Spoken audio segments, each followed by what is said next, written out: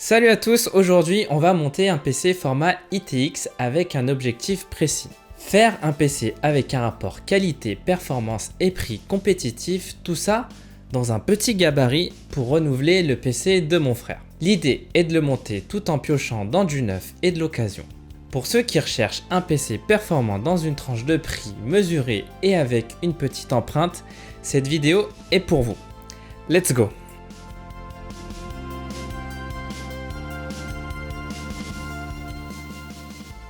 Pour la config, j'ai choisi de partir sur un boîtier très connu qui a prouvé son efficacité. Le Cooler Master NR200 en blanc. Il est proche du NKS M1 et je l'ai eu pour 84,13 €. Niveau carte mère, je suis parti sur le strict minimum en format ITX, sur un socket AM4.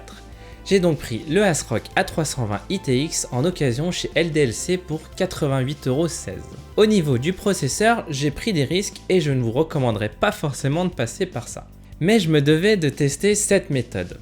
J'ai acheté un Ryzen 5 3500X sur AliExpress. Bon, je l'ai bien reçu au bout d'une semaine, il a bien été emballé dans une enveloppe qui ne payait pas de mine, mais les broches n'étaient pas abîmées donc tout va bien. Mais voilà, pour ceux qui veulent quand même se lancer, il faut savoir que ce sont des processeurs d'occasion et que c'est du zéro garantie. L'argument qui fait que j'ai testé, c'est son prix puisque je l'ai eu pour 164,97 €. Voilà. Ça existe, ça marche, mais c'est à vos propres risques et périls. Si jamais mes warnings ne vous font pas reculer, vérifiez bien la popularité du vendeur avant de commander. Personnellement, j'ai commandé chez SZ CPU Store. Pour refroidir ce CPU, je suis parti sur un Arctic Freezer 34 qui m'a coûté 33,99 €. J'ai lu des bonnes critiques dessus, notamment au niveau performance et silence. Ça va être l'occasion de voir ce qu'il vaut. Next, j'ai pris de la RAM DDR4 du Kingston Fury 16 Go à 3000 MHz classe 15. Choix simple dans le sens où il était en promo et j'ai touché ses barrettes pour 57,65 €. Niveau alimentation, j'ai pris une Silverstone SFX à 450 watts pour 61,88 €. Je sais pas trop ce que ça va donner en termes de sonorité, mais je vous dirai après. Enfin, le GPU, j'ai pris rien du tout. J'ai fait acheter un GPU à mon frère avant la galère, donc on peut dire que j'ai le bon flair. Mais en gros, c'est une GTX 1660 Super de chez PNY. Pareil, niveau SSD, on est reparti sur ce qu'avait déjà mon frère et je vous invite aussi à récupérer ce qui est récupérable. Ceci étant dit, j'arrive donc à un total de 490,78 € pour ma part, et si on hypothétise sur l'achat d'un SSD de 500 Go à 55 € et une GTX 1660 Super à 500 €, ça nous ferait environ 1045 €. N'achetez pas de GPU maintenant. Je trouve qu'on est dans des prix vraiment sympas, surtout pour une config ITX. Allez, maintenant place au montage.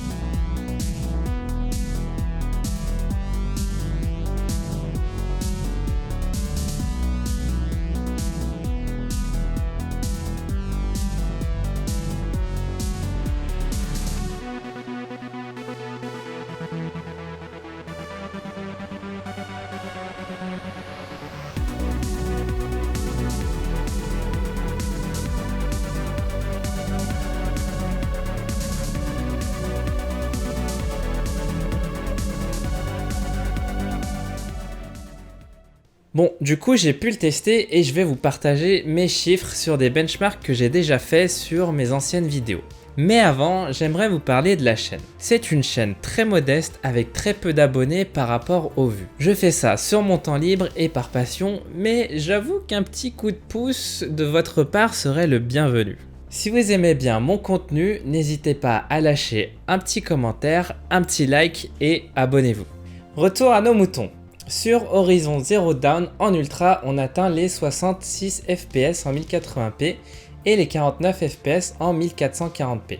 Sur Shadow of the Tomb Raider en high en 1080p, nous avons 91 fps et 63 fps en 1440p. Sur Red Dead Redemption, 64 fps en 1080p et 48 fps en 1440p. Du coup, le constat est clair, c'est une machine qui fera largement l'affaire pour du 1080p avec la possibilité d'aller sur des résolutions en 1440p en sacrifiant un peu les graphismes pour certains jeux. Pour un format ITX, je trouve cette machine très performante au regard de son prix. Maintenant, j'aimerais parler du bruit que génère cette machine. Mes plus grandes craintes étaient sur l'alimentation et le GPU, et au final, c'est une machine très silencieuse. Le plus brillant était la carte graphique. Voici un extrait en jeu.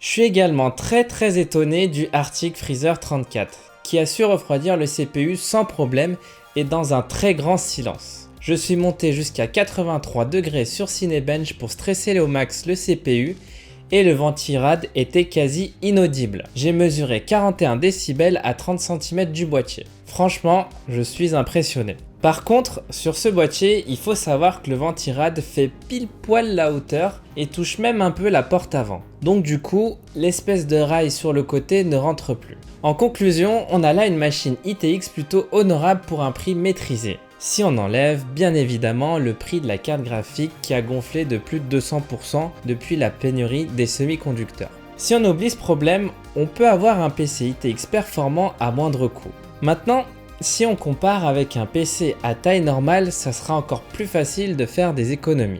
Surtout au niveau de la carte mère et de l'alimentation. Pour moi, la meilleure stratégie à adopter est d'être patient et de regarder les articles d'occasion et de guetter les bons prix sur par exemple Deal Labs.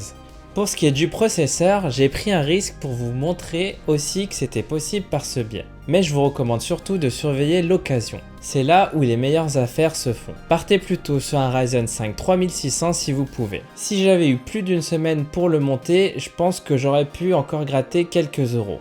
En tout cas, je pense que mon frère sera très content et sur ce, je vous invite à mettre un pouce bleu si vous avez apprécié la vidéo et à vous abonner et on se dit à la prochaine.